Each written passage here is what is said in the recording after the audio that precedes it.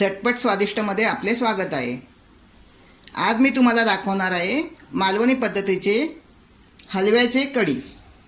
आता हलव्याच्या कढीसाठी लागणारे साहित्य हे हलवे आहेत, थोडे लहानच आहेत। बाजारात सध्या आता मासे मिळत नाहीत, त्याच्यामुळे मला जे मिळाले तसे मी घेऊन आले। हे हलवे आहेत आणि हे मी स्वच्छ असे डोकी त्याची काढून, डोकी शेपटी असं काढून त्यांना छान व्यवस्थित असे धुवून घेतले।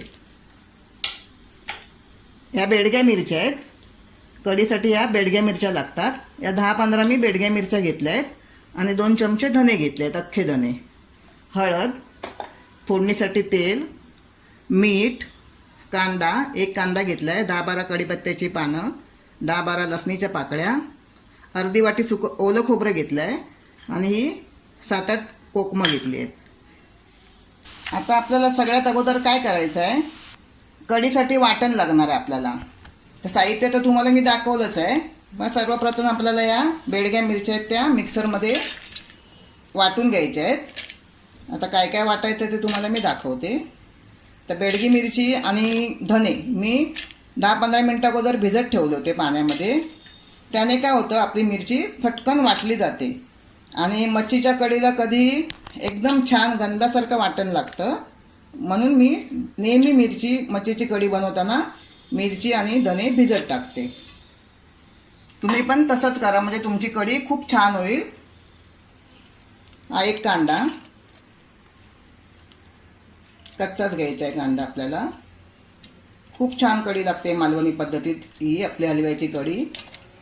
ह्या 10-12 लसणीच्या पाकळ्या, अर्धी वाटी मी खोबरं घेतलं होतं।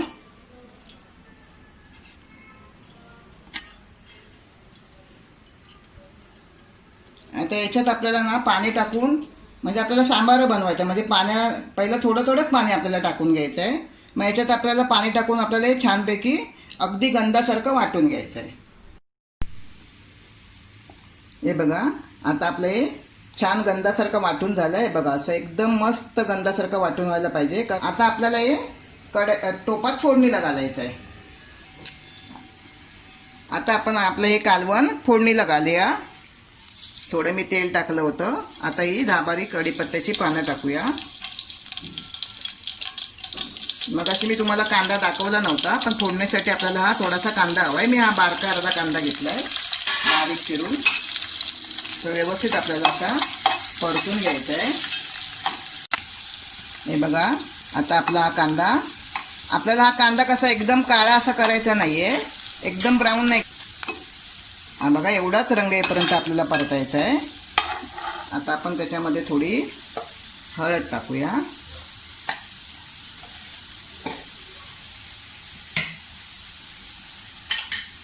ती सुद्धा आपण थोडीशी अशी परतून घेऊया आणि मग आता हे आपण त्याच्यामध्ये वाटण टाकूया।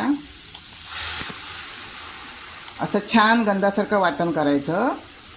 कोणाला पातळ हवं असतं, कोणाला घट्ट हवं असतं, मग त्याच्या हिशोबाने आपण कांदा खोबरं घेऊन वाटण बनवायचं।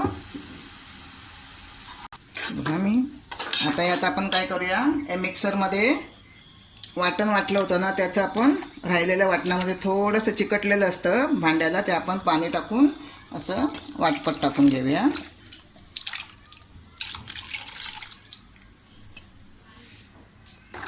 मी थोडं ढवळून घेते।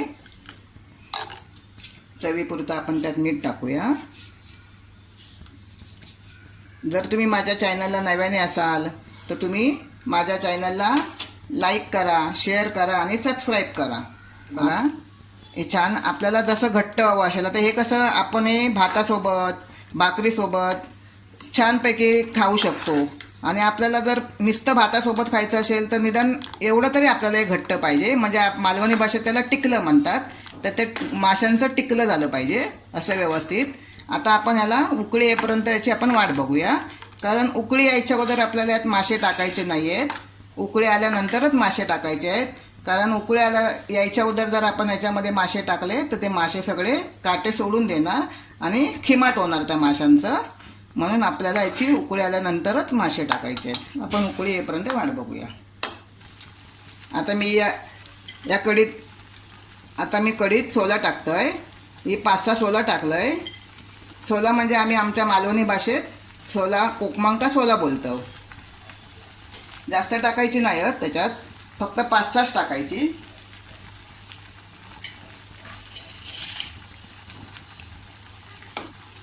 बघा कशी छान उकळी आली आहे.